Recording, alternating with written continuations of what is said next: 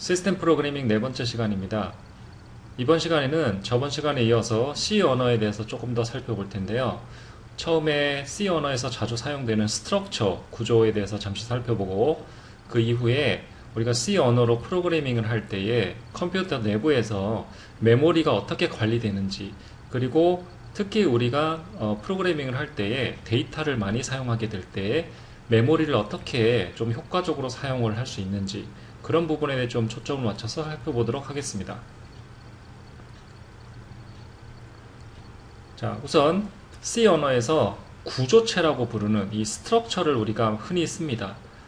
이 스트럭처라는 것은 여러분들이 잘 알고 계시는 기본적인 데이터 타입들, 뭐 예를 들면 여기 예제에서 보시는 것처럼 캐릭터 타입이나 또는 인테저 타입, 또는 소수점이 필요한 경우에는 이렇게 플로트 타입, 뭐 이 외에도 여러 다른 타입들이 많이 있을 텐데, 이런 타입들 각각을 한 개 한 개를 따로 쓰는 것이 아니라 필요에 따라서 그것들 여러 개, 이런 기본적인 데이터 구조, 데이터 그 타입들 여러 개를 그룹으로 묶어서 쓸 때, 이 그룹으로 묶어서 한 개를 표현하고자 할 때 우리가 스트럭처라는 것을 씁니다.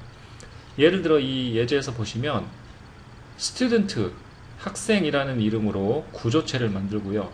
이 구조체 안에서 이 스튜던트라는 그 어떤 그런 것을 표현하기 위한 여러 가지의 정보들을 표현하기 위한 것들을 그룹으로 묶은 것이죠. 예를 들어서 그 학생의 last name을 우리가 뭐 캐릭터 형태로 저장하고 싶다고 하고, 그 다음 또 first name 또 저장하고 싶다고 하고, 그 다음에 그 학생의 student ID, 이것은 학번인데 그것은 정수가 되겠죠. 그래서 정수 타입으로 student ID를 정의를 하고, 그 다음에 학점 GPA, 이것은 플로트 타입으로 소수점이 될 수 있기 때문에 플로트 타입으로 이렇게 해서 어떤 학생 한 명을 정의할 때에 그 학생의 이름, 그리고 학번, 학점, 이렇게 그 학생을 표현하기 위한 이렇게 관련되어 있는 여러 가지 이런 기본적인 정보들을 묶음으로 해서 이렇게 그룹으로 만들어서 스트럭처로 만들어서 우리가 흔히 씁니다. 이런 목적으로 스트럭처를 많이 사용하죠. 그렇죠? 여러 가지의 서로 다른 기본적인 데이터 타입들을 묶어가지고 그룹으로 묶어서 구조체로 사용하기 위해서 흔히 사용합니다. 그래서 이렇게 구조체를 만들어 놓고 우리가 실제 코드에서는 어떻게 쓰냐면, 예를 들어 이 밑에 보시면 메인 함수에서 struct 구조체이기 때문에 이렇게 쓰고, 그 다음 student, 우리가 만든 그 구조체 student 이름이죠.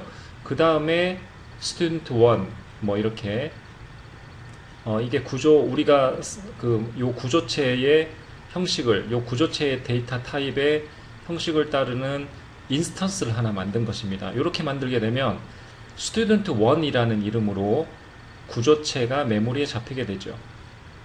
메모리에. 그렇죠? 우리가 student 1이라는 이름으로 잡히게 되고, 이 구조체 안에는 이렇게 보시는 것처럼 4개가 있는데, 자, 그 전에 우리가 이 구조체를 지금 하나 선언을 했잖아요. 이 구조체 선언을 했는데, 이렇게 선언을 한 구조체를 지금 여기서 보시다시피 student 1이라는 인스턴스를 하나 만들어서 이렇게 생성을 하게 될 때 이것이 사이즈가 얼마나 될까 한번 생각을 해보겠습니다. 이게 얼마나 될까요, 사이즈가? 자, 요 student 1이라는 인스턴스의 사이즈는 바로 student라는 이 구조체 사이즈랑 동일하게 될 텐데요. 이 구조체 사이즈가 얼마가 되는지 한번 생각을 해본다면, 자, 첫 번째 캐릭터의 포인터 p last name, 요거는 32비트입니다. 자, 저번 시간에 우리가 했었죠? 캐릭터는 8비트지만 우리가 이걸 포인터로 선언했기 때문에 요 p last name이라고 하는 요 첫 번째 요거는 주소를 넣는 것이죠. 그렇죠? 그래서 32비트 어드레스 스페이스를 쓴다고 가정할 때 요것이 32비트가 되고요. 마찬가지로 두 번째 거 p first name이라는 것도 32비트 모양이 되고, 그 다음 세 번째는 이 student ID, 요거는 원래부터 인테저 값을 넣기 위해서 만들어졌기 때문에 우리가 32비트로 보고, 그 다음에 요 float, 이것도 32비트입니다. 즉 32비트짜리 4개, 32비트가 4개 있는 128비트의 사이즈가 됩니다. 그렇죠? 요 스튜던트 1이라는 것은 요 30비트가 4개 들어있는 128비트짜리의 어떤 데이터를 담을 그런 그 공간이 되는 것이죠. 그렇죠? 그래서 이제 이 스튜던트 1이라고 인스턴스를 만들면 128비트짜리가 메모리에 딱 잡히게 됩니다. 자, 만약에 두 번째 방식처럼 하면 어떻게 될까요? 스튜던트, 스트럭트 스튜던트하고 클래스 A 한 다음에 배열을 잡았습니다. 10개 그 배열을 어레이로. 이렇게 하면 어떻게 되냐면 결국에는 이게 배열인데 뭐의 배열이냐면 요 스트럭트 스튜던트라는 클래스 스트럭처 구조체의 배열이 되겠죠. 10개. 그렇기 때문에 요 인스턴스 클래스 A라는 인스턴스의 사이즈는 얼마가 되겠습니까? 요것은 요런 지금 스트럭처를 가지는 것이 10개가 있는 거죠. 이렇게. 그렇죠? 그래서 총 요 인스턴스는 1280비트를 사용하게 되겠죠. 그렇죠? 요런 형태의 스트럭처를 가지는 것이 어레이로 10개가 잡혔다는 것이죠. 그 다음 마지막 것을 보시면 여전히 우리가 스튜던트라는 스트럭처로 해서 클래스 B라는 이름으로 포인터를 선언했습니다.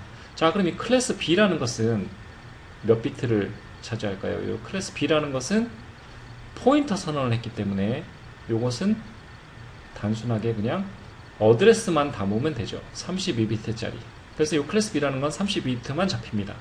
그런데 클래스 B라는 것이 포인터로 선언했기 때문에 여기다 주소를 담아야 되는 것이죠. 그렇죠? 그래서 주소를 뭐 예를 들어 2000번을 여기에 담았다고 하면 그 2000번지를 따라가게 되면 궁극적으로 거기에 요 구조체에 있는 이런 스트럭처 구조체가 거기에 있는 것이죠. 그렇죠? 한 개가 있을 수도 있고 어레이로 있을 수도 있고 뭐 여러 개가 있을 수 있죠. 그렇지만 하여튼 요 클래스 B라는 것은 포인터 선언이 됐기 때문에 이렇게 번지 하나만 담고 있다 하는 그런 구조가 되겠습니다. 자, 예를 한번 들어보면요.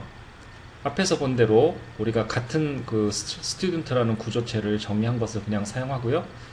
이렇게 앞에서 본 바대로 스튜던트 1이라는 그 이름으로 인스턴스를 하나 요 구조체 인스턴스 하나 만들었고 그 다음에 그것을 10개를 또 배열로 잡았고 포인터로 하나 선언했고 이렇게 세 가지 방식으로 스튜던트라는 구조체를 이용해서 인스턴스들을 만들었습니다.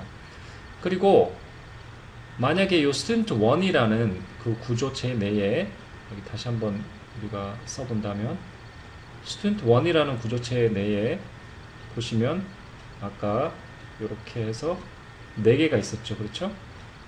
멤버가 4개가 있었는데 그 스튜던트 1에 있는 멤버 중에서 하나를 우리가 액세스하고 싶으면 이렇게 점을 찍습니다. 즉 스튜던트 1에 있는 스튜던트 1이라는 구조체 안에 있는 p last name이라는 멤버를 우리가 액세스하려면 이렇게 점을 찍습니다. 그러면 이렇게 점 찍고 student1 p last name 하면 요걸 의미합니다. 요거 student 1이라는 그 스트럭처 안에 있는 요 p last name이라는 요거 멤버. 그래서 여기다가 홍이라는 것을 넣는 거죠. 마찬가지로 p first name이라는 멤버에 이걸 넣고요. 그 다음에 i32 student id라는 또 멤버가 여기 세 번째 있었죠. 요 세 번째 멤버에 요 값을 넣고요. 마지막 요 멤버에 요 값을 넣고 이런 식으로 사용을 하면 되겠습니다. 그래서 여러분들께서 멤버 어떤 그 구조체라는 것은 여러 개의 기본적인 데이터 타입들이 그룹을 안에 묶인 것이기 때문에 그 각각을 우리가 멤버라고 하죠. 그래서 그 멤버 어떤 그 구조체 인스턴스 안에 있는 멤버를 액세스할 때는 이렇게 점을 찍고 그룹 그 안에 있는 멤버 이름을 쓰면 액세스를 할 수 있습니다. 마찬가지로 우리가 이렇게 그 배열을 잡았다고 하더라도 이렇게 써주게 되면 이것이 바로 의미하는 바는 그 0번을 인덱스로 하는, 즉 0번이니까 제일 첫 번째 거겠죠. 그 배열 중에서 그 첫 번째 그 인덱스의 구조체가 나오는 거죠. 그렇죠? 예, 그러니까 이 경우에는 우리가 보시면 클래스 A라고 해서 우리가 이게 구조체니까 10개가 구조체가 이렇게 연속해서 이렇게 해서 10개가 잡혀 있을 것입니다. 그래서 요것이 요 첫 번째 거 요것이 바로 클래스 A의 0번이고요. 요것이 클래스 A의 1번이고 이렇게 되겠죠. 그렇죠? 마지막 것이 클래스 A의 9번이고 이렇게 되겠죠. 그런데 이 각각이 뭐냐면 아까 우리가 정의한 구조체입니다. 이 각각이 마찬가지 이것도 구조체죠. 이렇게. 그래서 만약에 우리가 요 두 번째 인덱스 있는, 즉 두 번째 인덱스는 두 번째 것은 인덱스가 1이죠. 그 인덱스가 1인 이 구조체의 세 번째의 멤버 요건데요. 요거를 우리가 여기다가 무슨 값을 쓰고 싶다 하면 어떻게 하면 되겠습니까? 당연히 클래스 A의 요렇게 얘기를 하고, 그 다음에 그 멤버 이름, 멤버가 아까 이름이 요거였죠. 그래서 요렇게 여기 점이 있고요, 점. 요렇게 써주시면 바로 요것을 액세스하는 것이 됩니다. 그렇죠? 그래서 여기서도 보시다시피 이렇게 해서 거기다가 요 값을 넣는 것이죠. 자, 그리고 마지막으로 우리가 클래스 B라는 형식은 어떻게 되어 있냐면, 클래스 B라는 것을 포인터로 선언을 했기 때문에 우리가 이렇게 클래스 B라고 부르는 요거는 단순하게 그냥 번지만을 담고 있는 것이 되겠습니다. 그렇죠? 그래서 만약에 번지가 2000번을 담고 있다고 하면 2000번지를 우리가 따라가면, 그러면 진짜 그제서야 우리가 원하는 구조체가 거기 나오는 것인데요. 만약에 요 마지막 요 FGPA라는 요 마지막 그 멤버에 무슨 값을 넣고 싶으면 어떻게 할까요? 이런 경우에는 자, 이렇게 포인터 선언을 한 거에서 포인터 안에 들어있는 주소를 따라가라 하는 그런, 따라가려고 할 때 우리가 쓴 어떤 그런 명령어가 있었죠. 저번 시간에 했었는데, 자, 그게 뭐였냐면 바로 곱하기를 붙이는 거였습니다. 그래서 곱하기에 클래스 B 이렇게 하면 그것이 의미하는 바는 뭐냐면, 이 클래스 B라는 것 안에 들어있는 요 번지를 따라가라 하는 그런 뜻입니다. 그렇죠? 그럼 따라가게 되면, 즉 2000번지로 이제 가게 되는데, 그러면 궁극적으로 요 스트럭처가 나오게 되고, 그 중에 네 번째 거, 그러면 이제 멤버, 우리가 아까 멤버를 볼 때처럼 점을 찍고 FPGA 요렇게 GPA FGPA라고 쓰면 되겠죠. 요런 의미입니다. 그렇죠? 클래스 B라는 것이 그냥 단순하게 인스턴스로 정의된 것이 아니라 포인터로 선언이 됐기 때문에 포인터 안에 들어있는 주소를 한번 따라가는 절차가 있어야 되겠죠. 그래서 이렇게 따라가고 나면 구조체가 나오니까, 그러면 이제 이렇게 멤버를 .fgpa라고 해서 멤버를 액세스할 수 있는 이런 식으로 해서 값을 이렇게 넣으면 됩니다. 그런데 우리가 이렇게 곱하기를 하고 이렇게 점을 찍는 요런 방식을 흔히 이렇게 쓰지 않고 요렇게 씁니다. 요렇게. 그래서 이렇게 클래스 B라고 그냥 쓰고, 곱하기를 쓰지 않고 클래스 B라고 쓰고, 대신에 이렇게 화살표를 하는 방식으로 점 찍는 대신에 화살표를 하는. 그래서 의미는 지금 이렇게 곱하기를 해서 클래스 B 해갖고 주소를 한번 따라간 다음에 그 다음에 멤버 함수를 액세스하는, 점을 찍어서 요 의미가 되는데, 실제로는 이렇게 우리가 흔히 이렇게 씁니다. 그래서 여러분들께서 요렇게 쓰는 코드를 잘 숙지를 하시고, 우리가 앞으로 프로그램 짤 때도 요렇게 사용을 하도록 하는 게 좋겠죠. 일반적으로 요렇게 많이 씁니다. 그렇지만 의미는 이런 의미다 하는 것을 여러분들이 기억을 하시면 되겠습니다. 자, 그 다음에 이 스트럭처 구조체가 꼭 기본적인 인테저나 캐릭터나 뭐 플로트나 이런 그 데이터 타입들만 멤버로 가지는 건 아닙니다. 구조체가 다른 구조체를 또 자기 멤버로 가질 수도 있습니다. 예를 들어서 우리가 앞에서 지금 스튜던트라는 구조체를 만들어 놨잖아요. 그래서 스튜던트라는 구조체 안에 우리가 스튜던트라는 걸 표시하기 위한 예를 들어 뭐 그 학생의 이름 그리고 학번, GPA 이런 것들을 모아가지고 그룹으로 만들어서 우리가 스튜던트라는 구조체를 만들어서 사용했습니다. 방금. 그런데 이것보다 더 큰 구조체를 하나 만들어서 클럽이란 이름으로 구조체를 또 만들 수가 있죠. 예를 들어서. 그래서 클럽이라는 구조체를 하나 만들고 그 구조체 안에 우리가 필요한 멤버들로는 이렇게 name, 아마 그 클럽의 이름이겠죠. 그리고 넘버, 인테저로 해서 뭐 클럽의 회원의 숫자라든지 이런 걸 하고 그 다음에 스튜던트 해가지고 이 멤버들을 배열로, 즉 아마 뭐 이렇게 했다면 그 이유는 이 학생들을 지금 이렇게 여러 명을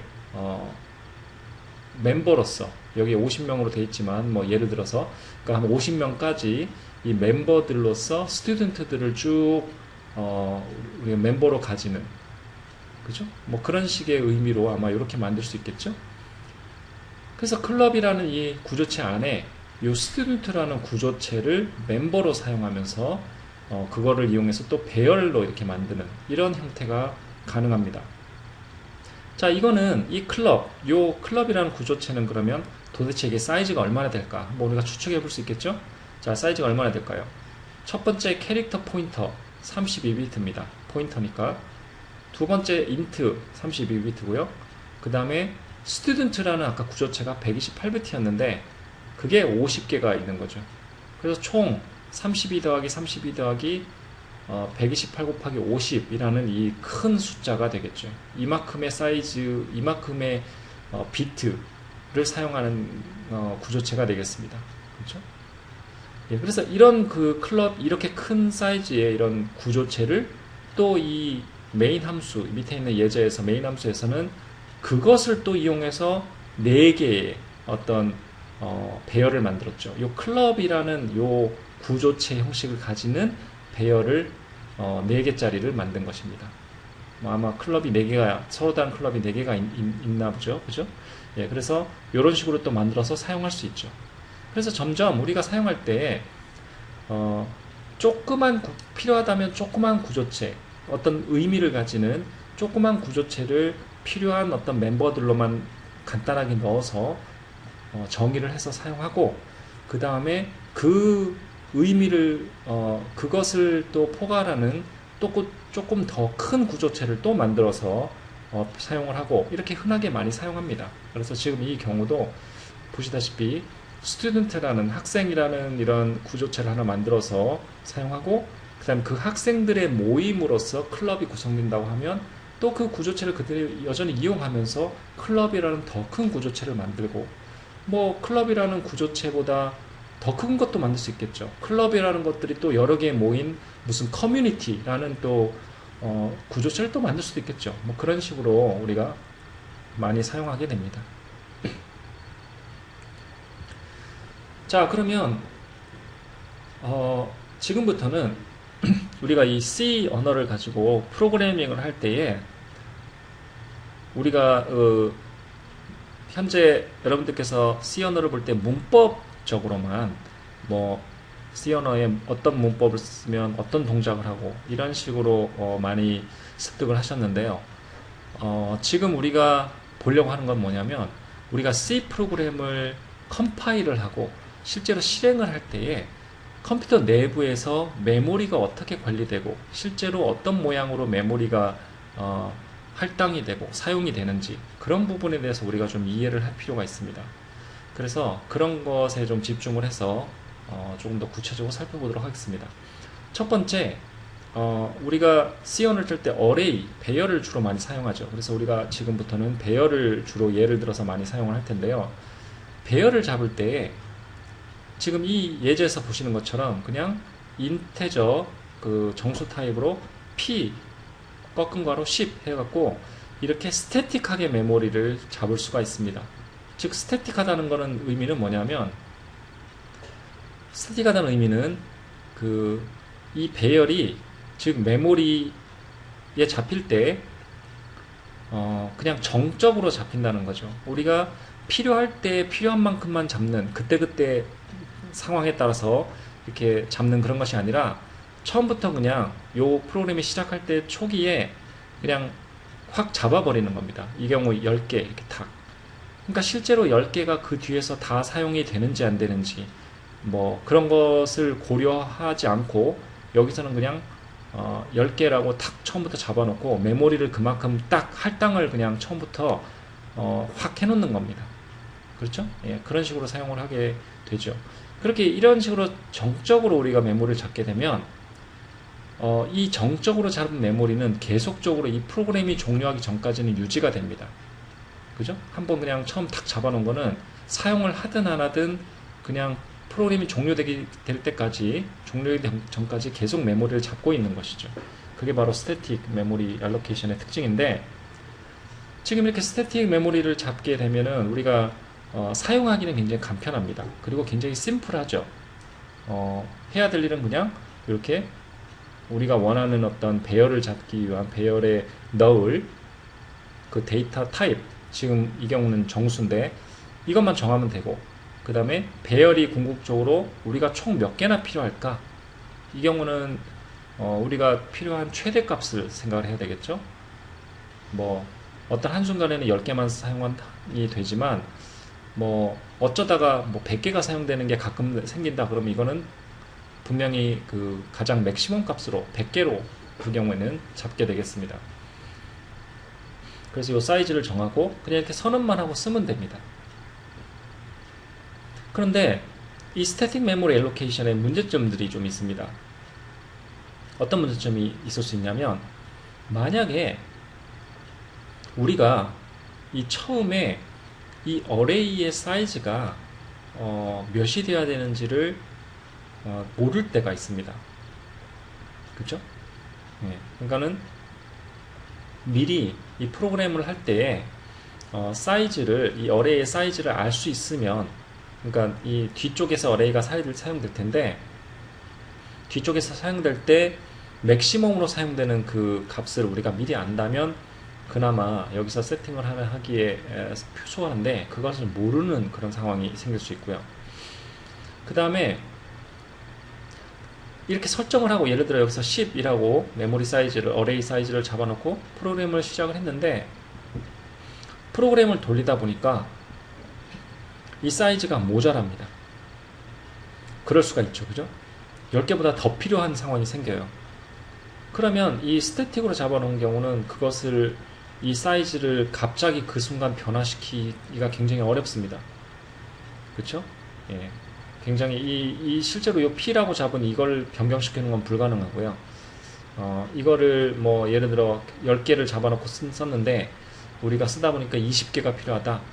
그러면은 뒤쪽에서 20개가 필요한 그 순간에 다른 20개짜리 메모리를 잡아서 카피하고 뭐 이런 여러 가지 작업이 이루어져야 되는데, 그것이 수월하지 않고 또 효과적이지 않습니다. 그래서 이렇게 사용하고자 하는 메모리 사이즈가 변하는 경우, 뭐 증가하는, 뭐 줄어드는 거야 뭐 큰 문제는 안 되겠죠. 메모리를 좀 많이 잡아놓고 뭐 조금만 쓰는 거니까 낭비를 하게 되는 문제점이 있긴 하겠지만, 뭐 그래도 이렇게 증가를 하는 경우는, 우리가 10개만 잡아놨는데 20개가 필요하다, 이런 경우는 문제가 됩니다. 그렇죠? 예, 그래서 그런 경우에 대처를 하기가 어렵고, 그 다음에 이 스태틱 메모리가 이렇게 뭐 이렇게 지금 간단한 프로그램 우리가 보고 있지만, 프로그램이 좀 복잡하다고 할 때에 이 배열이 프로그램 코드 전체 중에서 일부에서만 실행이 될 수가 있습니다. 그런데 이 메모리를, 배열을 우리가 글로벌하게 잡아놓고 뭐 예를 들어 여러 펑션에서 공유를 해야 된다든지 이럴 경우를 대비해서 만약에 글로벌로 잡아놓을 수가 있죠. 그냥 심플하게 우리가 코드를 하면 그렇게 할 수도 있는데, 문제가 뭐냐면 그렇게 했을 경우에 일부 프로그램만, 일부 함수에서만 그 어레이를 사용하고 나머지 함수들은 거의 대부분 사용하지 않는다 그러면, 사실은 낭비하는 거죠. 굉장히 메모리를. 그렇죠? 일부밖에 사용을 하지 않고 아주 일시적으로밖에 이 어레이를 사용하지 않는데도 불구하고 계속 스태틱하게 메모리를 잡고 있는다는 얘기가 되기 때문에 굉장히 낭비가 심합니다.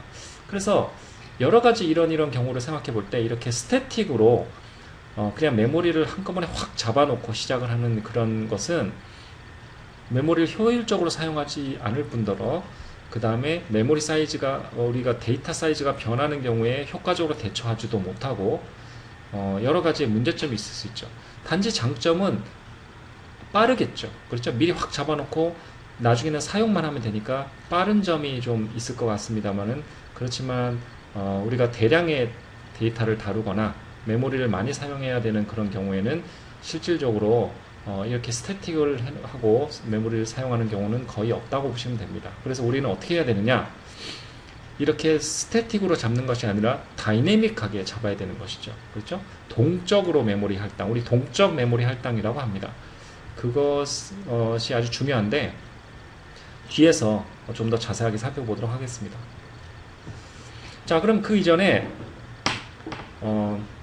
아까 앞에서 잠시 말씀드렸듯이 우리가 C 프로그램을 코드를 짠 다음에 그것을 컴파일을 하게 되죠. 컴파일을 하고 나면 C 코드를 컴파일을 하고 나면 오브젝트 코드가 만들어지겠죠. 그래서 오브젝트 코드가 만들어지고 공구조를 링크를 한 다음에 실행 파일을 만들고 나중에 실행을 하겠죠. 그렇죠? 자, 그런 전반적인 그런 과정을 거치게 되면서 컴퓨터에 우리가 실행을 할 때 메모리를 사용하게 되는데 그러면 우리가 만든 그 코드가 작성한 코드가 실제로 실행이 될 때에 컴퓨터 메모리를 어떤 식으로 사용하게 되는지 그런 부분에 대해서 좀 살펴보도록 하겠습니다. 자, 우선 아까 말씀드렸듯이 메모리를 사용할 때는 스태틱으로 사용할 수도 있고 동적으로 다이내믹하게 사용할 수 있다 아까 말씀드렸고요.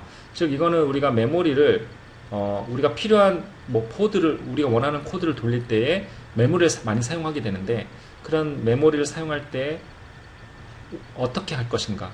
즉 이것은 프로그래밍을 우리가 스태틱을 하든지 다이내믹하게 동적으로 할당을 하든지 우리가 코드를 그렇게 짜야 됩니다. 그래서 이것은 프로그래머한테 달린 것이죠. 이 두 부분은. 그래서 우리가 요 뒤에서 오늘 뒤쪽에서 요 다이내믹 메모리 알로케이션에 대해서 살펴볼 텐데 앞으로 우리는 프로그램 할 때 가능하면 요 동적 할당을 이용해서 프로그래밍 하는 습관을 들여야 되겠다 하는 그런 것이죠. 자, 그래서 그거는 그런 거고, 자, 정적으로 프로그램 했든 다이내믹하게 메모리 알로케이션 할당을 했든 우리가 C 프로그램을 작성을 하고 컴파일을 하고 나서 그 다음에 실행을 할 때 메모리에 할당이 어떻게 되는지 살펴보면 이 오른쪽에 있는 그림을 참고하시면 되겠습니다. 자, 이 오른쪽에 있는 그림은 우리가 프로그램을 실행을 할 때에 우리가 작성한 코드가 실행이 되는 상황에서 메모리에 어떤 여러 가지의 메모리들이 할당이 되는지에 대한 메모리 할당에 대한 부분을 보여주고 있는데요. 자, 이 각각에 대해서 좀 살펴보겠습니다. 이것이 주로 5가지 섹션으로 우리가 구분이 되는데요. 자, 우리가 C 코드를 우리가 작성한 C 코드를 C++가 됐든 어떤 언어가 됐든 마찬가지인데 그 언어를 프로그래밍 언어로 컴퓨터 프로그래밍 언어로 작성을 하고 컴파일을 하죠. 컴파일을 하고 나면 컴파일러가 우리가 작성한 코드를 분석을 해서 그것을 코드가 바이너리 형태로 컴퓨터에 다운로드 될 수 있도록 바이너리 형태로 되는 그런 오브젝트 코드로 바꿉니다. 그렇죠? 궁극적으로는 그게 또 실행 파일이 되죠. 그래서 우리의 코드가 오브젝트 파일 또는 실행 파일 안에는 분명히 우리의 코드가 들어있습니다. 실행을 하고자 하는 실행이 돼야 될 코드 부분이 분명히 들어있죠. 그렇죠? 예, 코드가 들어있어야 우리가 실행이 되니까 분명히 코드 부분이 들어있습니다. 그 부분을 코드 세그먼트라고 합니다. 그렇죠?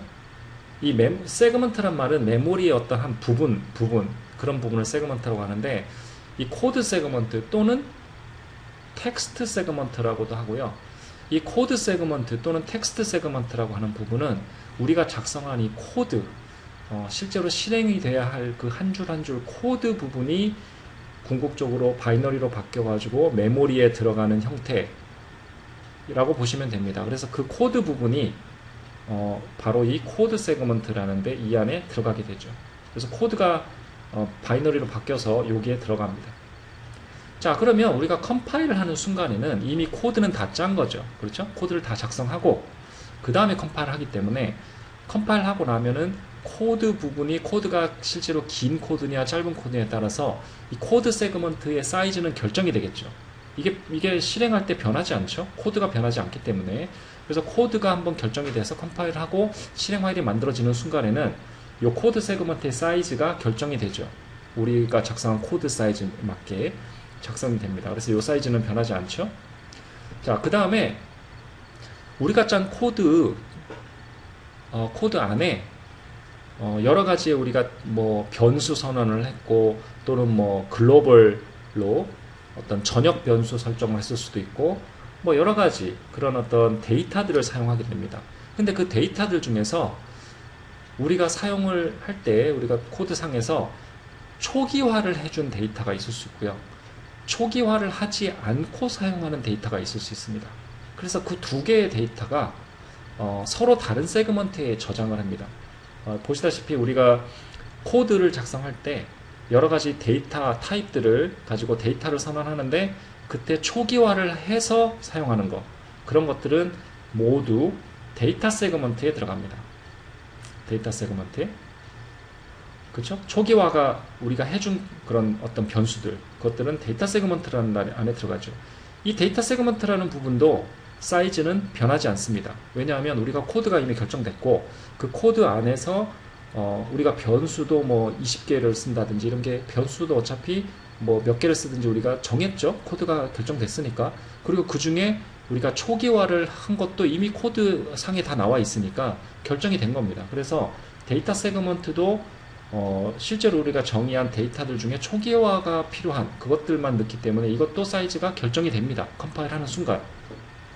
자, 그 다음에 우리가 코드 상에 데이터 중에서 초기화를 해주지 않은 거 그렇죠? 초기화가 필요하지 않든지 아니면 초기화를 우리가 하지 않은 그 말은 뭐냐면 우리가 초기화를 하지 않았다는 얘기는 궁극적으로 0으로 초기화가 되는 것도 포함합니다. 예를 들어서 우리가 프로그램 안에 static이라는 키워드를 써서 우리가 뭐 예를 들어 메인 함수 안에서도 이렇게 예를 들어 static 뭐 int a 뭐 이렇게 할 수 있죠. 이렇게 하면 초기화 안 했고 static으로 했기 때문에 이게 전역 변수로 잡히고 그래서 0으로 그 바깥에 잡히고 0으로 초기화가 되죠. 그래서 이런 것들 0으로 초기화가 되는 부분 그리고 초기화를 하지 않은 이런 부분들에 해당하는 데이터들 요런 변수들은 모두 BSS 세그먼트라는 부분에 들어가게 됩니다. 그래서 초기화를 우리가 코드상에서 초기화를 해준 그런 데이터 변수들하고 초기화를 해주지 않은 데이터 변수들이 서로 다른 세그먼트에 들어가게 됩니다. 그렇죠? 그래서 이 BSS 세그먼트도 아까 데이터 세그먼트와 마찬가지로 사이즈가 결정이 됩니다. 왜냐하면 어차피 코드가 아까 말씀드렸듯이 코드가 결정됐고 코드 안에서 어떤 변수들이 쓰는지 몇 개의 변수를 사용하는지도 이미 코드가 결정됐으니까 정해져 있고 그 중에서 초기화를 한 것과 초기화를 안 한 것 이미 숫자가 결정이 돼 있고 여러 가지 다 결정돼 있죠. 그래서 이 BSS 세그먼트, 데이터 세그먼트, 코드 세그먼트 이 모든 부분들은 실제로 우리가 코드를 컴파일해서 오브젝트 코드가 나오는 순간 결정이 됩니다. 얼마나 이게 사이즈가 될 건지 결정이 되죠. 자, 그 다음에 또 다른 영역으로 힙이라는 영역이 있고 스택이라는 영역이 있습니다.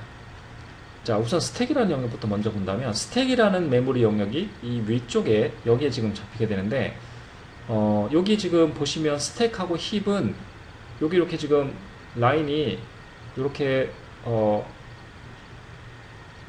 브로큰 라인으로 연결이 되어 있죠. 이렇게 여기 힙도 이 말이 무슨 말이냐면 이 힙하고 스택은 사이즈가 초기에 정해지지 않는다 하는 뜻입니다.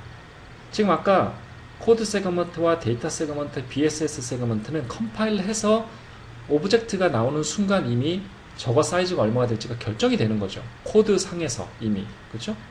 그렇지만 이 스택과 힙은 그렇지가 않습니다. 이 스택과 힙은 그렇게 컴파일하는 순간 결정이 될 수 있는 성격의 메모리가 아니고, 이 두 개는 실제로 코드가 나중에 컴파일되고 나서 이제 실행 파일이 다 되고 나서 나중에 우리가 실행을 할 때 런타임이라고 합니다. 이렇게 실행이 되는 런타임 때에 이 스택하고 힙을 메모리를 그때 가서 사용을 하게 되는 거죠.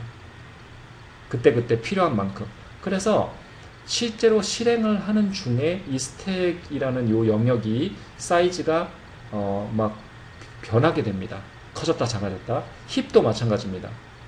힙이라는 영역도 프로그램이 실행할 때에 실행하는 중에 어떤 필요에 의해서 힙이라는 영역이 늘어났다 줄어들었다 이렇게 자꾸 변하는, 동적으로 변하게 되는 그런 성질을 가지고 있습니다. 그래서 스택하고 힙은 두 개는 약간 동적으로 사이즈가 계속 실행을 하는 와중에 변하는 그런 성격이죠. 초기 값은 0이죠.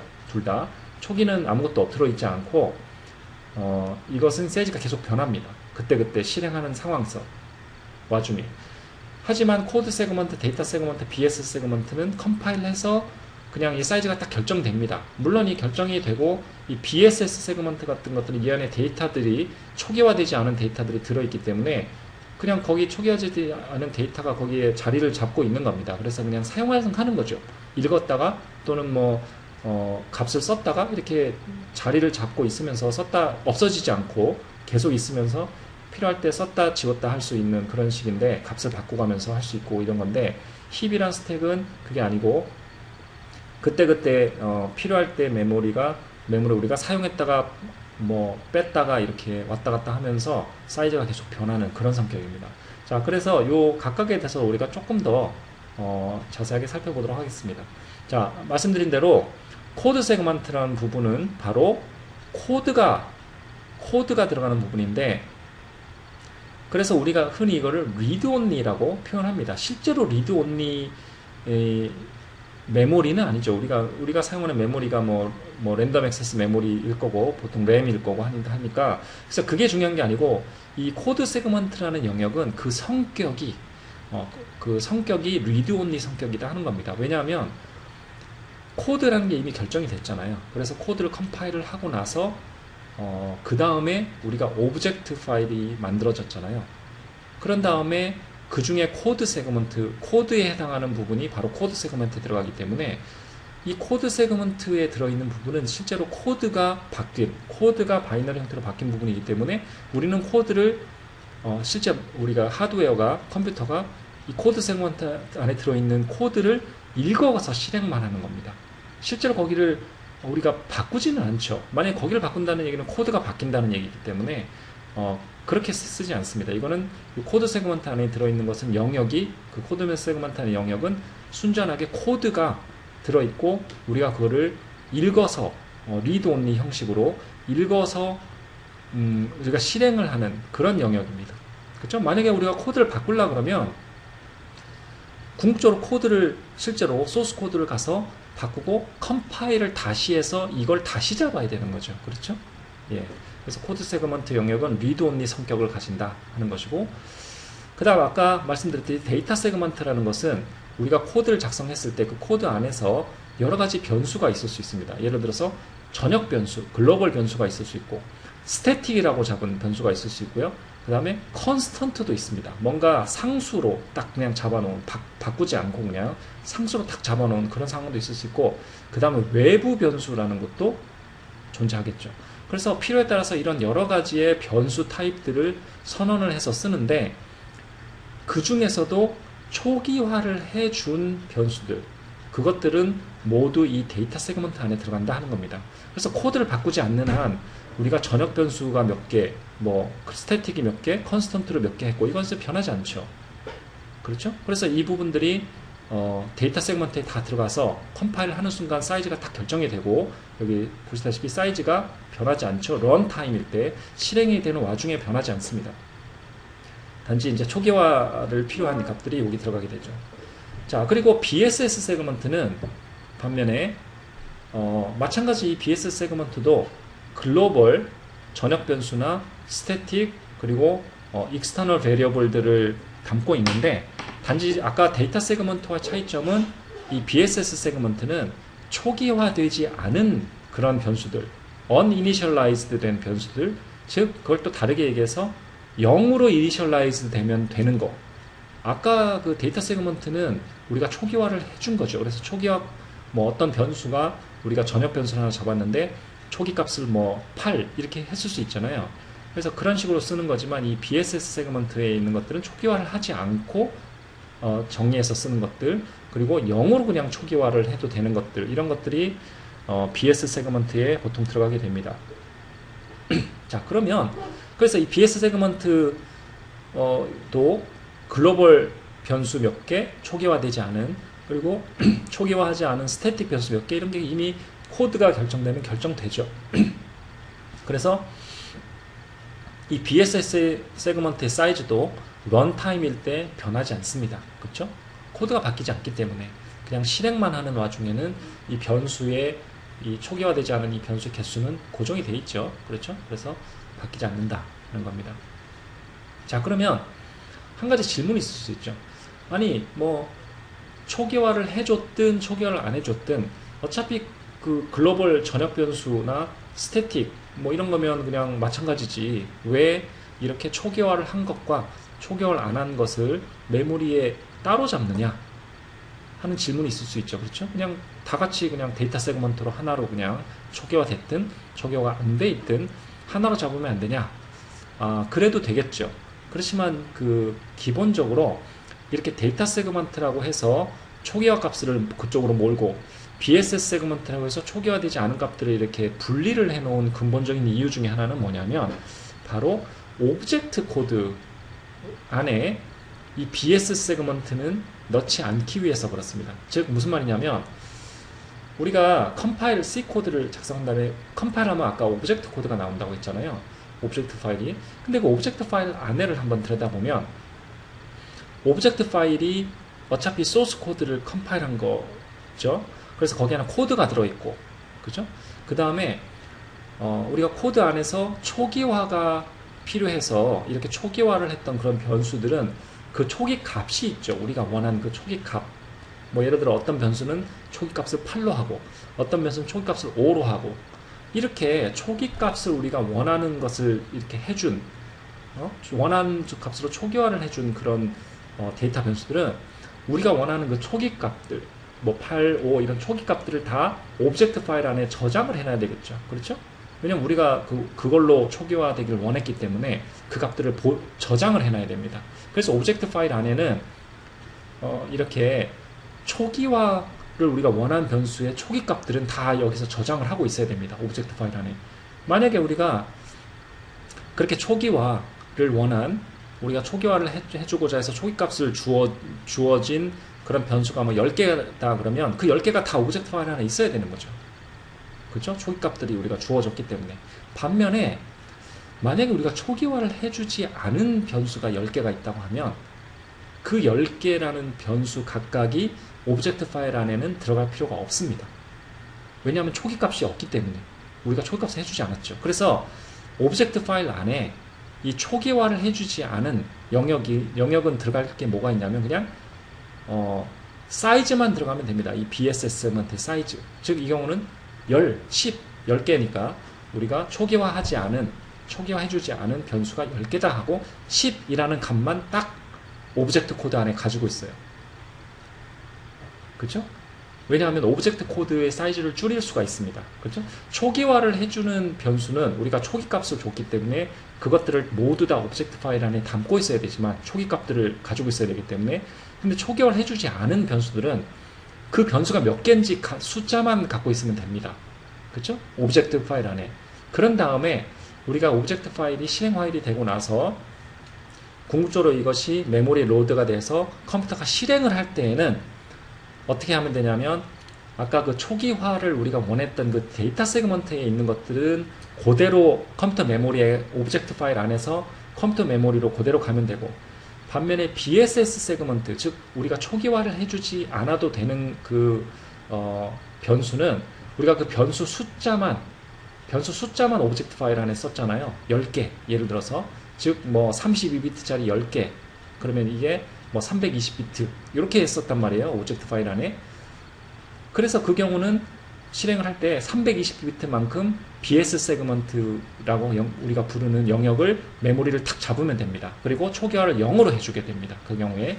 그래서 우리가 스태틱이나 이런 것들은 변수들은 초기화를 해주지 않아도 0으로 초기화된다고 여러분들이 혹시 알고 계실 텐데 그 이유가 바로 BSS 세그먼트로 잡히기 때문에 그렇습니다.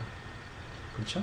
예, 그래서 궁극적으로 이렇게 데이터 세그먼트와 BSS 세그먼트로 나누는 이유는 초기화 변수들은 초기화 값을 우리가 오브젝트 파일 안에 저장해야 돼서 그런 거고 초기화를 하지 않아도 되는 변수는 오브젝트 파일 안에 그냥 그 숫자가 몇 개인지 즉 이 BSS 세그먼트에 해당하는 것이 총 사이즈가 얼마나 되는지만 달랑 오브젝트 파일 안에 들어있고 나중에 실제로 실행이 될 때 그 영역을 잡게 됩니다. 그래서 이 두 개를 분리하는 이유가 되겠습니다.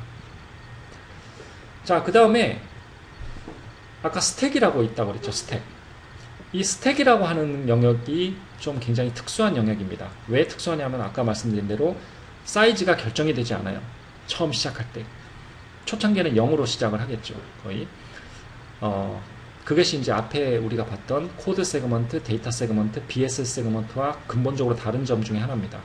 그 세 개는 사이즈가 결정되고 시작을 하는데 우리 실행할 때 그리고 실행할 때 변하지 않습니다. 사이즈가. 그렇지만 이 스택 메모리는 실행을 하는 중에 계속적으로 사이즈가 변하는 것입니다.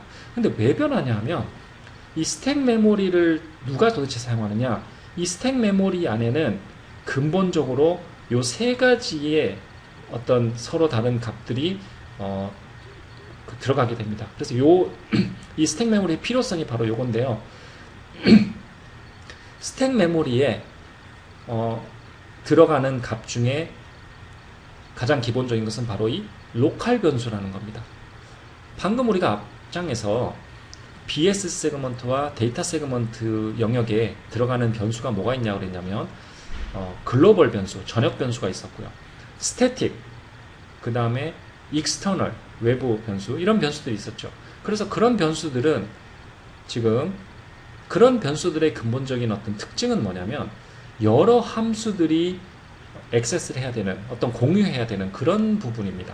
그래서 그런 부분이 보통 전역 변수나 스태틱이나 이렇게 잡게 됨으로써 전체 이 프로그램이 종료하기 전까지는 그냥 계속 메모리 남아있는 그런 성격을 가지는 거죠. 아까 앞에서 봤듯이 그렇게 아까 그 데이터 세그먼트에 또는 BSS 세그먼트에 우리가 잡아놓은 그 데이터 타입들은 그 영역에 계속 남아 있습니다. 계속 이 프로그램이 종료돼 갖고 완전히 코드가 사라지기 완전히 종료되기 전까지는 계속적으로 남아 있는 거죠. 그렇죠?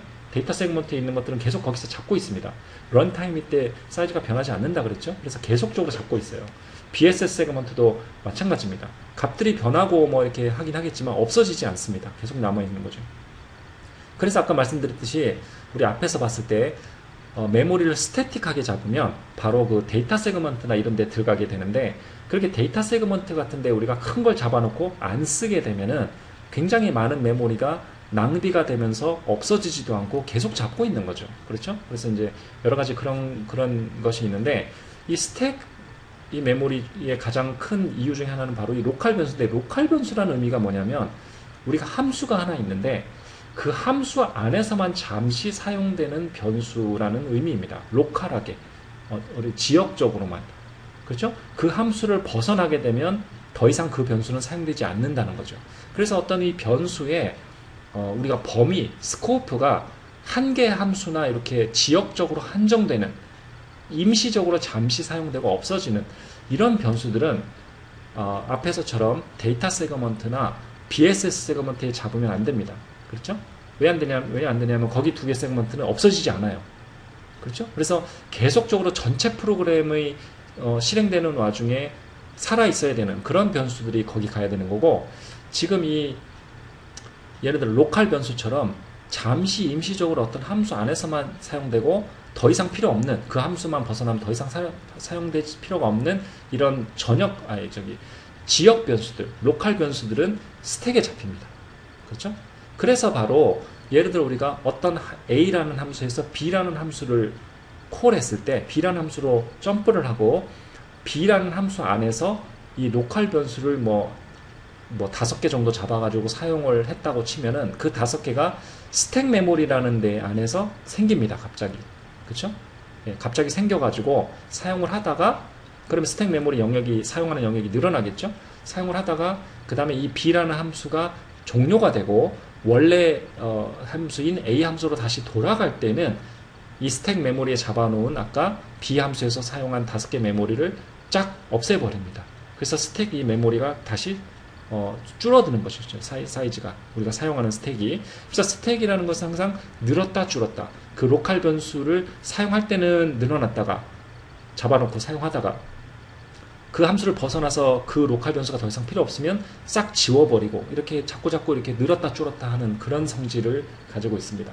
그래서 이 스택 메모리 안에 넣어서 우리가 주로 사용하는 것이 바로 이 지역 변수, 그냥 라이프 타임이 아주 짧은 잠시만 일시적으로 사용되는 이런 변수들은 스택 메모리 넣어서 쓰고요. 그 다음에 조금 더 자세히 본다면 스택 메모리를 또 사용하는 다른 또 용도 중에 흔한 용도가 바로 이 우리가 함수를 부를 때에 A라는 함수에서 B라는 함수를 부를 때 콜을 할 때 보통 뭐 어떤 파라미터를 같이 전달을 해주죠. 어떤 인수를 전달을 해주고 그럼 그것을 받아서 B라는 함수에서 뭔가 계산을 하든지 하고 다시 리턴하는 이런 형식이 되는데 이렇게 한 개 함수에서 다른 함수로 어떤 파라미터들을 넘겨줄 때 그 아규먼트라고 하는데요.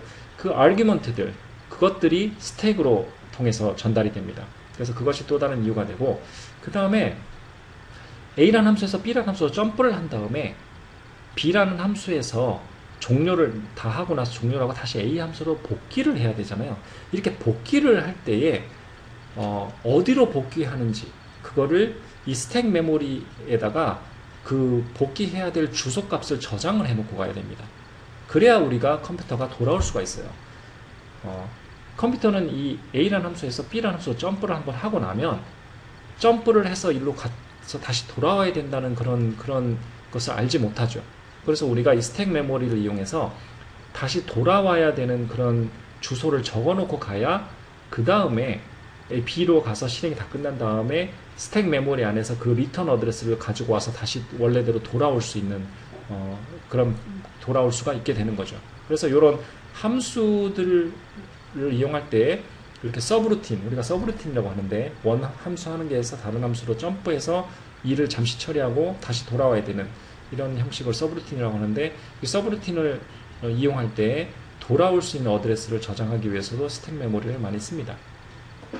그래서 한번 예를 들어 보면 지금 이 밑에 어떤 우리가 아주 짧은 함수가 있습니다. 메인 함수가 하나 있고 그 다음에 add2라고 하는 조그만 함수가 하나 있는데 이런 식으로 함수를 쓸 때 우리가 바로 요 메인 함수 안에 있는 요 부분에서 add2 함수를 콜을 하게 되죠. 근데 콜을 하면서 요 i라는 인테저 값 하나 그리고 j라는 또 인테저 값 하나 인테저 값 2개를 아규먼트로 해서 콜을 하게 됩니다. 그럼 이 순간에 어떤 일이 벌어지냐면 요 i하고 j에 있는 요 아규먼트 2개 값이 스택에 들어갑니다. 그리고 그뿐만 아니라 이 add2라는 함수를 궁극적으로 실행을 하고 다시 돌아와야 되죠. 그래서 돌아와야 되는 그 주소가 있습니다. 그래서 그 주소도 또 스택에 넣습니다. 그래서 스택에 이렇게 파라미터들하고 아규먼트하고 그 다음에 다시 궁극적으로 돌아와야 되니까 그 돌아올 곳의 주소값 그것들을 다 저장을 하고 그 다음에 점프를 하죠. 그래서 점프를 한 다음에 여기 안에서 이제 실행을 하고 궁극적으로 나중에 돌아가는데 만약에 지금 이 경우는 이 안에서 로컬 변수가 없는데 이 안에서 로컬 변수가 실행이 만약에 설정이 되면 예를 들어서 뭐 int c 그리고 c는 a 플러스 b return c 이렇게 쓸 수 있겠죠. 만약 이렇게 했다 그러면 요 int c라는 요것은 이 add2라는 함수 안에서만 잠시 정의돼서 사용하는 그런 변수입니다. 이런 경우에는 이 c라는 것이 스택에 잠시 만들어지는 거죠.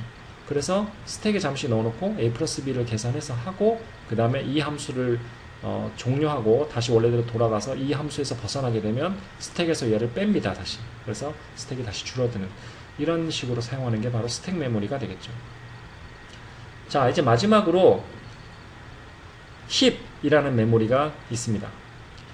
힙이라는 이 메모리는 궁극적으로 사용되는 이유가 바로 이 동적 메모리 할당이라는 그런 목적으로 주로 사용됩니다. 동적 메모리, 즉 스택과 마찬가지로 이 힙이라는 메모리 영역도 런타임일 때, 즉 프로그램이 실행되는 중간에 사이즈가 변하는 것이죠. 그렇죠? 예, 그렇게 변하게 되는데 주로 이것을 힙이라는 메모리를 사용하게 되는 것은 바로 이 동적 메모리 할당이라는 바로 그런 영역이 됩니다. 즉 우리가 메모리를 아까 우리가 앞에서 정적 메모리 할당이라는 걸 봤죠. 어떤 어레이를 크게 잡고 그냥 그걸 계속적으로 그냥 쓰는 그런 형식을 봤는데, 그런 형식이 아니라 우리가 필요할 때 필요한 만큼만 요청을 해서 그만큼만 메모리를 받아서 쓰고 다 쓰면 다시 반납을 하고, 이런 형식으로 메모리를 할당해서 쓰는 것이 바로 동적 할당이 되는데, 그렇게 우리가 프로그램 상에서 우리가 코드를 그렇게 짜야 되죠. 우리가 코드 상에서 동적 메모리 할당을 하려고 할 때 메모리를 뭐 얼마큼을 이번에는 할당해 줘라 하고 동적 메모리 할당을 요구하면 실제로 동적으로 어떤 메모리, 우리가 요구한 사이즈만큼 메모리가 할당돼서 우리한테 와야 되잖아요. 그것이 바로 이 힙 메모리 영역 안에서 메모리가 할당돼서 온다는 겁니다. 그래서 이 힙 메모리라는 부분은 바로 동적 메모리 할당을 우리가 사용할 때에 우리에게 할당해줄 메모리에 해당하는 그 부분이죠. 그래서 동적 메모리로 메모리를 얼만큼 그때그때 할당해 쓰느냐에 따라서 우리가 사용하는 힙 메모리 영역이 늘었다 줄었다 하는 겁니다.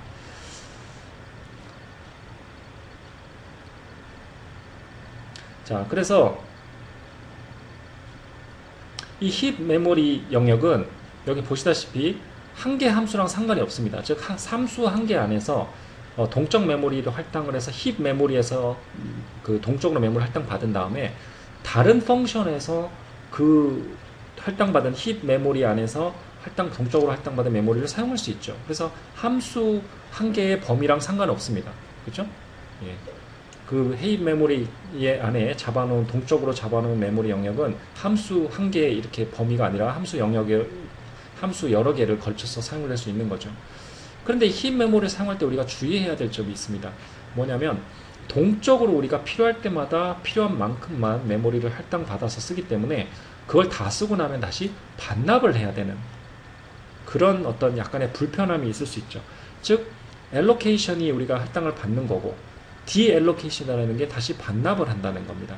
그래서 그것을 꼭 해줘야 되는 겁니다. deallocation이라는 거를. 그래서 이것을 여러분들께서 꼭 기억을 하셔야 됩니다. 동적으로 할당받을 때는 반드시 반납을 해줘야 된다. 그래서 이것과 관계된 발생할 수 있는 어떤 약간의 이슈들이 있을 수 있는데, 즉 뭐가 있을 수 있냐면, 예를 들어 우리가 동적으로 메모리를 할당받으려고 동적 메모리 할당을 요구했는데 마침 그때에 컴퓨터가 메모리를 여러 군데서 많이 쓰고 있어서 더 이상 우리에게 할당해줄 메모리가 충분한 메모리가 없을 수가 있습니다. 그럴 때는 실패할 수가 있습니다. 우리가 요구한 메모리가 요구를 실패가 될 수가 있어서 우리가 요구한 메모리를 못 받을 수도 있습니다. 예, 그럴 가능성도 있다 하는, 그래서 메모리 스페이스 매니지먼트가 필요한 그런 영역이 되고, 그 다음에 만약에 우리가 실수로든 고의로 했든 메모리를 사용을 다 하고 반납을 해야 되는데 반납을 안 했을 수가 있죠. 그러면은 메모리를 우리가 여전히 계속 사용하는 걸로 메모리 매니저는 생각을 하고 있을 거고, 근데 우리는 정작 사용을 안 하고 있고, 이런 문제가 생기겠죠. 그러다가 우리가 프로그램이 죽을 수도 있고, 그래서 메모리가 정상적으로 반납되지 못하면 메모리가 자꾸 새버리는 그런 문제가 발생할 수 있습니다. 그래서 시스템적으로 garbage collection이라고 하는 그런 프로세스가 돌아서 그런 것들을 다 이렇게 자꾸 이렇게 후처리를 해주는 그런 어떤 작업들이 좀 필요하게 됩니다. 우리가 이제 이 부분들을 이 부분들은 다 이제 OS 내부에서 일어난 일이기 때문에 우리가 신경 쓸 필요는 없습니다만은, 우리가 꼭 기억해야 되는 것은 할당을 받으면 다 사용한 이후에 반납을 꼭 해야 된다 하는 것을 꼭 기억을 하셔야 되겠습니다. 자, 그래서 메모리를 어떻게 할당받고 하는지를 한번 살펴보겠습니다. C 언어에서 메모리를 동적으로 할당받고자 하는 명령어는 바로 이 memory allocation, 즉 malloc라고 하는 함수입니다.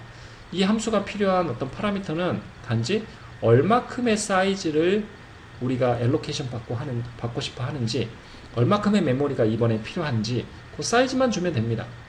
그럼 달랑이 사이즈만 주게 되면 사이즈만 주고 필요한 메모리 사이즈만 주고 malloc라는 함수를 콜을 하게 되면 메모리 이 OS가 우리가 원하는 요 사이즈만큼의 메모리 블럭을 우리에게 탁 넘겨줍니다. 힙 메모리 안에서.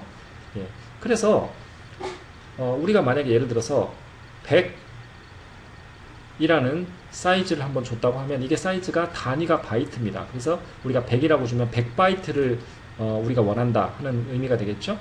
그래서 이렇게 하고 나면 이게 실행이 되고 나면 OS에서 메모리 매니저가 100바이트를 만들어 가지고 우리한테 넘겨주게 되는데, 그럼 우리가 실제로 넘겨받는 것은 뭘 넘겨받을까요?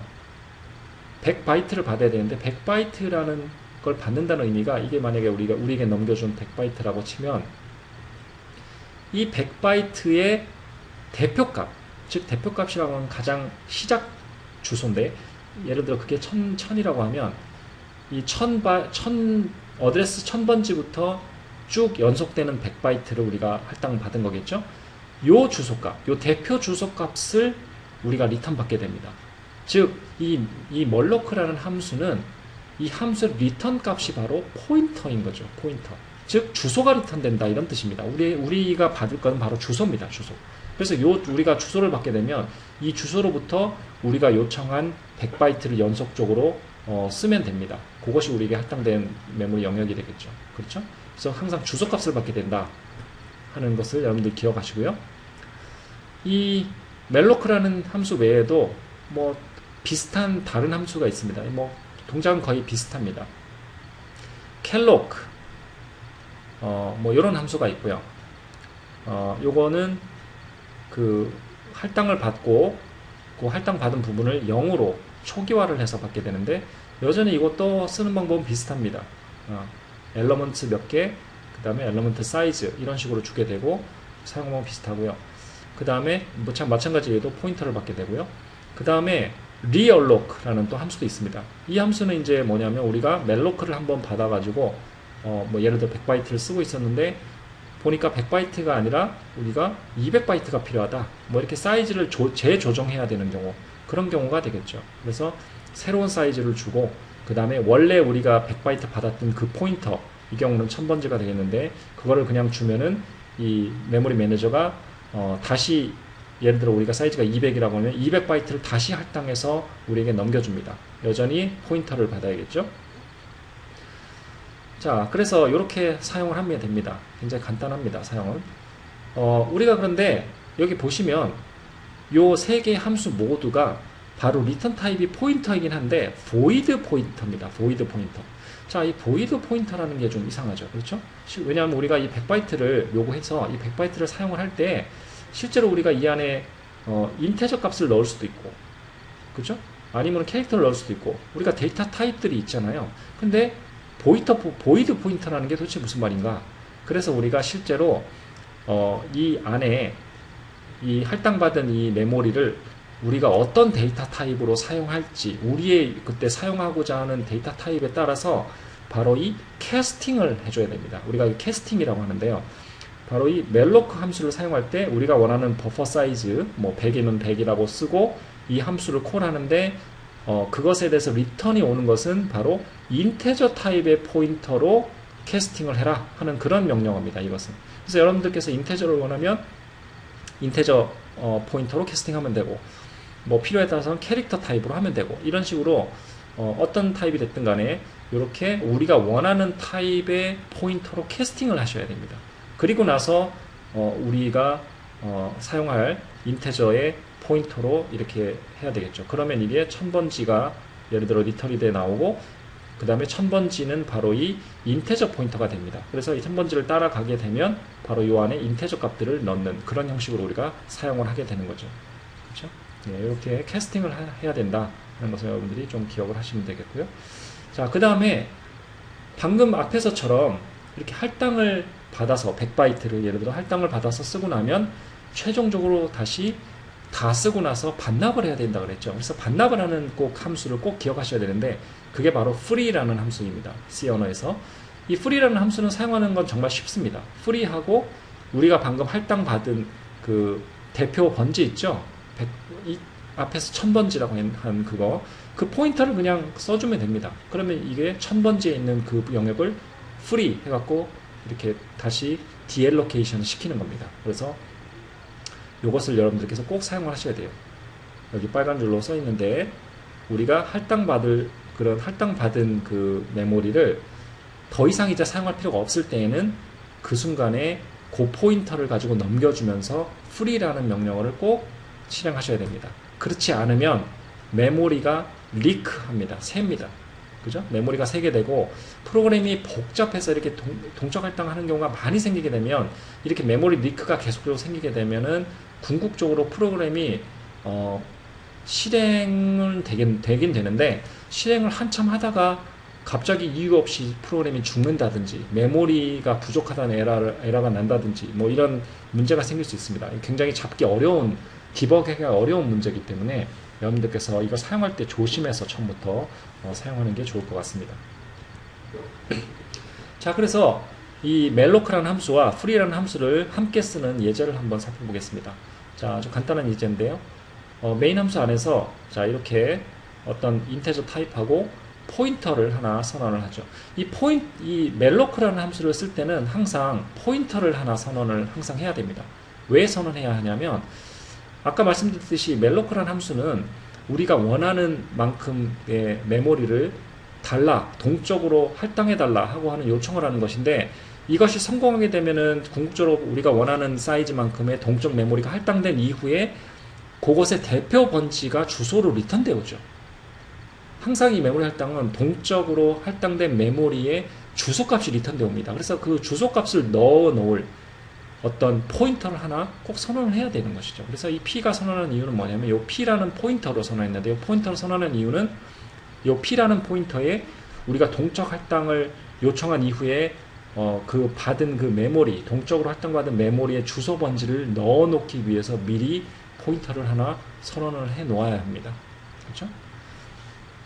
그래서 이렇게 하고 그 다음에 요 바로 있는 요 다음 줄에 있는 것이 바로 n개의 사이즈만큼, n은 10인데 n개의 인테저를 담을 그만큼의 메모리를 동적으로 할당을 요청하는 부분입니다. 그래서 보시다시피 우리가 인테저로 했기 때문에 인테저 포인터로 캐스팅을 했고요. 그 다음 melloc하고 바로 요 메모리의 사이즈만큼, 요게 뭐냐면 인테저 사이즈 32비트에 그 다음에 n을 곱한 것이죠. 그래서 이게 바이트로 나오니까 이게 4가 될 거고 30비트니까 4바이트죠. 4 곱하기 n, 즉 10, 즉 40이라는 값을 malloc 함수에게 전해준 겁니다. 그래서 40바이트를 할당을 해줘라. 그래서 40바이트가 할당이 되고 나면 그 40바이트의 대표 주소 값이 인테저 포인터로 캐스팅 된 다음에 P라는 우리 만들어 놓은 포인터에 그 주소가 들어가는 것이죠. 자, 그런데 여러분들이 이렇게 melloc를 쓰실 때 또 하나 주의해야 될 점은 바로 지금 여기서 보시다시피 if문으로 이렇게 요 실행 명령을 if문으로 해야 된다는 겁니다. 왜 이게 필요하냐면 우리가 이렇게 40바이트가 됐든 몇 바이트를 할당해 달라고 요청을 했는데 어쩌다 보면 이것이 실패할 수가 있습니다. 메모리 매니저가 OS 내에 있는 메모리 매니저가 뭐 메모리 남은 부분이 없어서 이 메모리 할당이 실패될 수가 있어요. 그래서 실패를 하게 되면 바로 요 리턴 값이 마이너스 1이 나옵니다. 마이너스 1이. 그래서 널 값이 나오게 됩니다. 그렇죠? 그래서 이 멀로크라는 함수가 실패할 수가 있기 때문에 동적 할당을 실패할 수가 있기 때문에 바로 이렇게 if문으로 해야지 되는 것이죠. 만약에 이것이 성공했다고 하면 이 P라는 거 안에 그 할당받은 메모리의 대표 주소가 즉 정상적인 어떤 어드레스가 나오겠죠. 그래서 그러면은 그냥 진행을 하면 되고 만약에 그게 아니라 이 동적 할당이 실패했을 경우는 지금 여기서 보시다시피 이렇게 에러 메시지를 표시하게 하는, 그래서 우리가 실제로 동적 할당이 실패했다는 걸 우리가 인식할 수 있게 하는, 그리고 프로그램 종료하는 이런 식으로 if문 같이 이렇게 해줘야 되겠죠. 그러니까 지금 이 경우는 뭐 에러 메시지를 표시하고 종료하게 했지만 여러분들 필요에 따라서는 만약에 동적 할당이 실패하면 다른 식으로 대처를 하게 해야 되니까 그 대처하는 문장이 이 if문 안에 들어가면 되겠습니다. 그래서 성공했다고 만약에 가정을 하면 40바이트가 성공적으로 메모리가 할당이 됐고요.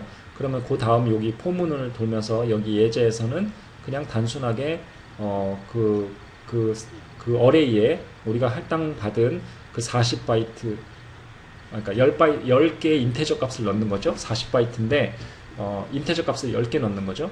그 인테저 값 10개에 그냥 0, 1, 2, 3, 4부터 이렇게 쭉 값을 그냥 단순하게 넣는 부분입니다. 어레이 안에 10개 우리 받은 그 인테저 배열 안에 넣는 거죠.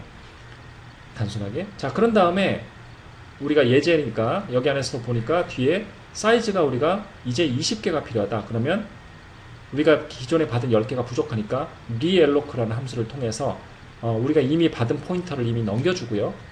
그 다음에 새로운 사이즈를 넘겨줍니다. 새로운 사이즈를. 그리고 마찬가지 인테저 캐스팅을, 포인터 캐스팅을 하고요. 그리고 그 새로운 값을 포인터로 받아서 그걸 다시 필요 넣고, 마찬가지 이것도 또 실패할 수 있기 때문에 아까와 마찬가지로 이렇게 실패했을 경우에 대처하는 방법을 또 if문으로 해주고요. 그래서 만약 성공했다 그러면 또 뭐 어떤 동작을 하고, 궁극적으로 다 사용한 다음에는 여기서 보시다시피 우리가 사용한 요 P라는 것이 우리가 여태까지 동적으로 받아서 할당받아 사용한 그 메모리의 대표 주소가 들어있기 때문에 그 주소를 가지고 free라는 것을 불러주면 궁극적으로 그 P라는 들어있는 그 주소를 가지고 할당받은 메모리를 free해서 다시 반납을 하는 그런 절차가 되겠습니다. 그래서 간단하게 보시면 malloc 이런 식으로 사용하고 궁극적으로 사용을 다 하고 나면 free라는 걸 콜해주는 이런 형식으로 사용을 하시면 되겠습니다. 자, 그럼 마지막으로 방금 우리가 본 식으로 동적 메모리 할당을 받아서 사용한 것과 우리가 앞에서 처음에 봤던 이 정적 메모리 할당, 이 두 개의 차이점이 뭐가 있을까 하고 한번 살펴보겠습니다. 지금 이 위에 코드와 아래 코드를 보시면 코드상에 보기에는 아래의 코드가 심플하죠. 그래서 정적 할당을 받고 하는 이런 것이 코드는 되게 간단하게 보입니다. 심플하게 코드를 짤 수 있고. 그렇죠? 동작으로 보면 위에 거하고 아래 거하고 지금 동작은 전혀 정확하게 똑같습니다. 그냥 단지 PS라는 이런 배열 안에 값을 그냥 일부 넣는, 그래서 실제 동작 부분은 이 포문이기 때문에 동일한 포문이 여기 두 개 있죠. 그래서 궁극적으로 겉으로 보여지는 어떤 동작은 똑같습니다. 위에 코드나 아래 코드나. 하지만 겉으로 보여지는 동작은 정확하게 똑같지만 이 두 개의 서로 다른 코드가 실제로 실행이 되는 와중에 메모리가 어떻게 사용되는지는 전혀 다르죠. 왜 그러냐면 이 밑에 코드를 한번 보신다면 밑에 코드는 이것이 정적으로 사용이 되니까 정적으로 사용되는 이 PS라는 건 어디에 잡히죠?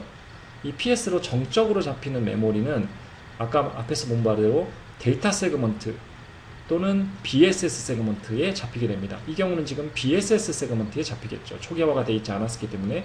그래서 BSS 세그먼트에 잡히면 이 프로그램이 종료하기 전까지는 계속적으로 거기에 잡혀 있는 겁니다.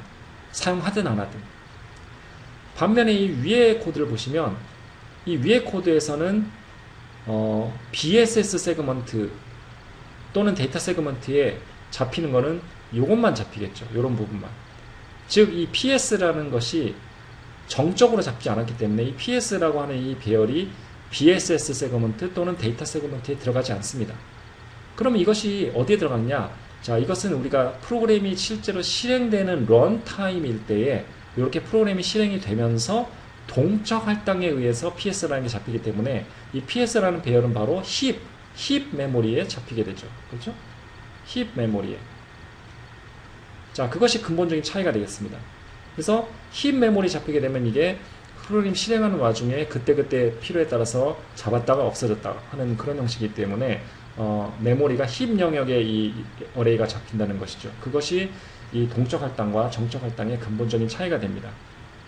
자, 여러분들께서 지금 이 되게 아주 간단한 코드를 보고 있어서 이것이 뭐 크게 차이가 느껴지지 않을 수가 있는데 실제로 굉장히 코드를 크게 우리가 사용하고 데이터도 많은 데이터를 다루고 메모리를 많이 사용하는 경우에는 여러분들께서 이렇게 정적 메모리로 사용을 하는 것이 좋은지 동적 메모리로 사용을 하는 것이 좋은지, 또는 어떤 메모리가 정적에 들어가야 되고 어떤 부분은 동적으로 사용해야 되는 것인지, 이런 부분들을 잘 생각을 하셔서 메모리가 어떻게 할당되는지도 잘 보시고 필요에 따라서 어떻게 써야 되는지를 잘 기억하시고 프로그램을 하시면 되겠습니다.